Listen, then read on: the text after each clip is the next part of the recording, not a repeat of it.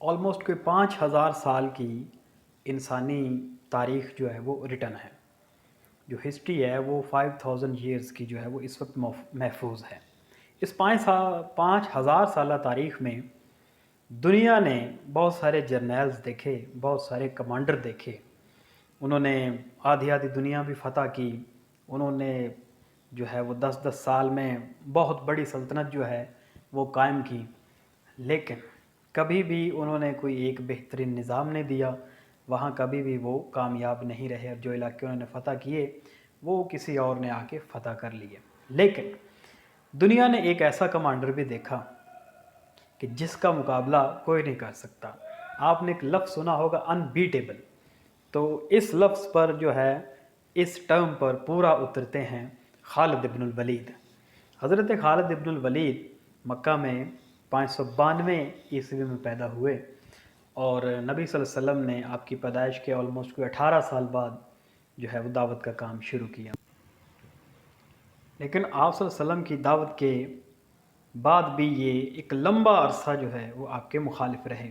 تو تھوڑی سی ہسٹری آپ کو میں بتا دیتا ہوں کہ خالد ابن الولید قریش کے ایک سردار ولید بن مغیرہ المخزومی کے ہاں پیدا ہوئے. یہ قبیلہ تھا بنو مخزوم، اس کا سردار تھا، اس کے گھر پیدا ہوئے. تو جنگ کی جو سپہ سالاری کی جو کیا کہتے ہیں وزارت تھی، وہ مکہ کی ان کے پاس ہی، اس خاندان کے پاس ہی.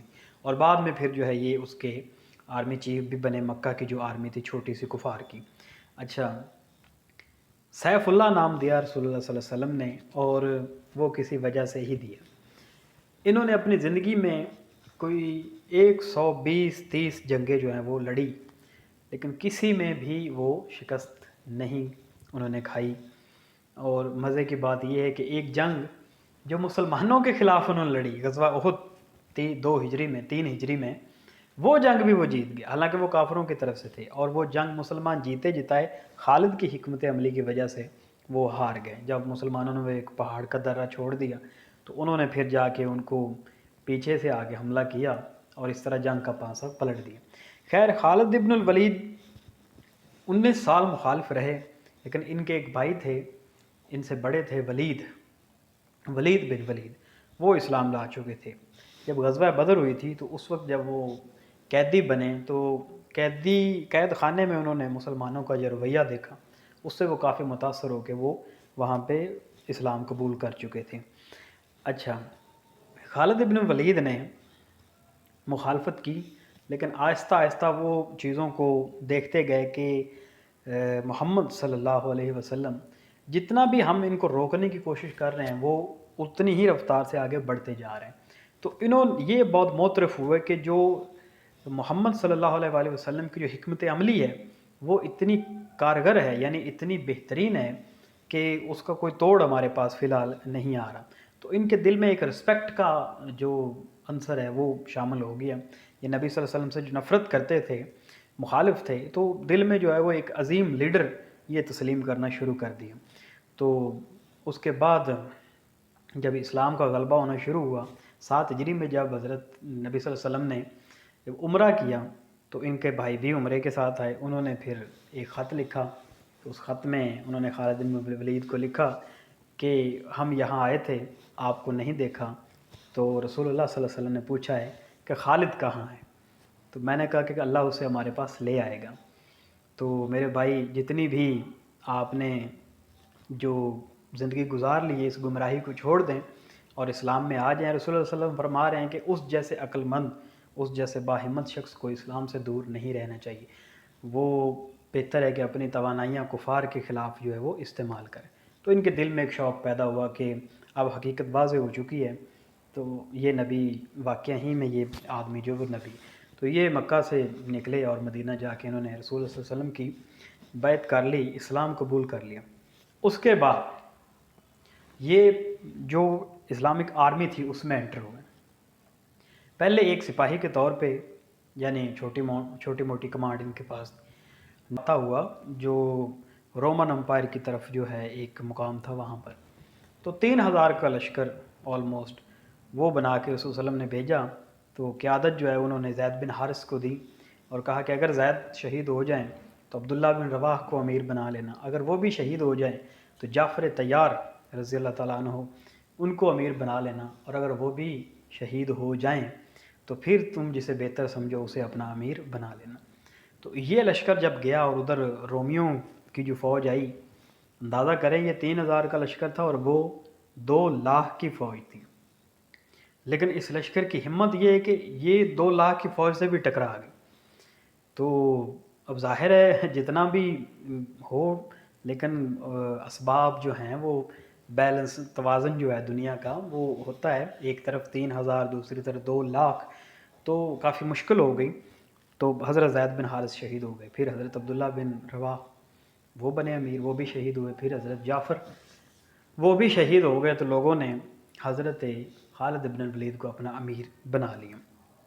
تو رسول اللہ صلی اللہ علیہ وسلم نے فرمایا کہ مسلمانوں نے اللہ کی تلوار میں سے ایک تلوار کو اپنا امیر بنا لیا، تو تب سے ان کا نام جو ہے وہ سیف اللہ پڑ گیا۔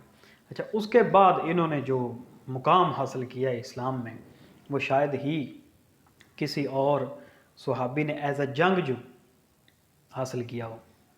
تو پھر یہ رسول صلی اللہ علیہ وسلم کی وفات کے بعد حضرت ابو بکر صدیق کے دور میں ان کو کافی جو ہے وہ عروج ملا، جو بغاوتیں ہوئی تھیں، جو جھوٹے نبی اٹھ کھڑے ہوئے تھے حضرت ابو بکر صدیق کے دور میں، ان کے خلاف جو فوج تیار کی، اس پوری آرمی کا کمانڈر ان چیف جو ہے وہ حضرت خالد ابن الولید کو بنایا گیا۔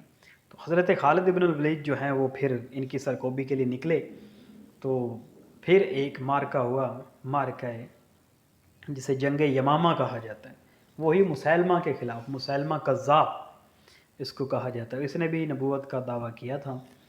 تو یہ جنگ جو ہے مسلمانوں کی موسٹ ڈسٹرکٹیو جنگ ہے، یعنی اس میں بہت زیادہ نقصان ہوا مسلمانوں کا، کوئی 700 حفاظ شہید ہو گئے، بڑے بڑے اکابر صحابہ، حضرت یعنی زید بن خطاب، حضرت عمر رضی اللہ تعالیٰ عنہ کے بڑے بھائی، حضرت سالم، حضرت ابو حذیفہ رضی اللہ تعالیٰ عنہ، یعنی بڑے بڑے جید صحابی جو ہیں وہ اس جنگ میں شہید ہوئے۔ تو بڑا نقصان ہوا شروع میں مسلمانوں کو، آلموسٹ پاؤں جو ہے وہ اکھڑنے والے تھے، لیکن خالد ابن الولید جو ہیں وہ فرنٹ پہ آ کے، سامنے سے انہوں نے آ کے حملہ کیا اور دشمنوں کے جو ہے وہ قلب میں جا کے گھس گئے۔ تو اس پہ پھر مسیلمہ کی فوج کے جو ہے وہ پاؤں اکھڑ گئے اور وہ پھر باغی نبی صاحب جو ہیں وہ پھر بھاگ گئے، ایک قلعے میں جا کے انہوں نے پناہ لی، لیکن بعد میں قلعہ بھی انہوں نے دروازہ توڑ کے تو اس کو ختم کیا، مسیلمہ کو قتل کیا۔ تو وہاں سے پھر حضرت ابو بکر صدیق نے ان کو عراق بھیج دیا۔ تو عراق میں انہوں نے پہلی لڑائیاں کاظمہ کے مقام پر، اسی طرح آگے چھوٹی موٹی جنگیں یہ کرتے گئے۔ 2 سال تک انہوں نے ساسانیوں کو، ایرانیوں کو کوئی سانس نہیں لینے دی۔ پھر حضرت ابو بکر صدیق نے ان کو سیدھا شام کی طرف یرموک بھیج دی۔ وہاں پہلے بھی چھوٹی چھوٹی فوجیں جو ہے وہ پہنچی ہوئی تھیں، ان میں ان کے سپہ سالار بھی تھے، جیسے یزید بن ابو سفیان، ایک تو یزید بن امیر معاویہ بن ابو سفیان ہے نا، ایک یزید بن ابو سفیان ہے، یعنی حضرت معاویہ رضی اللہ تعالیٰ عنہ کے بھائی تھے، وہ بھی کمانڈر تھے ایک دستے کے، اور شرحبیل رضی اللہ تعالیٰ عنہ بھی کمانڈر تھے، اور اکرمہ رضی اللہ تعالیٰ عنہ وہ بھی ایک دستے کے کمانڈر۔ تو ان ساری فوجوں کو ملا کے ان کے کمانڈر ان چیف بنائے گئے حضرت خالد ابن الولید۔ تو جنگ یرموک جو ہوئی ہے وہ حکمت عملی آپ کو دیکھنی پڑے گی، اگر آپ انٹرسٹڈ ہیں تو آپ کو عمر سیریز دیکھنی چاہیے اور عربی میں دیکھنی چاہیے، کہ اس کا ٹیسٹ ہی اس میں یرموک کا انہوں نے سارا ایک نقشہ کھینچا ہے کہ کس طرح خالد ابن الولید نے جو ہے وہ یرموک کو فتح کیا۔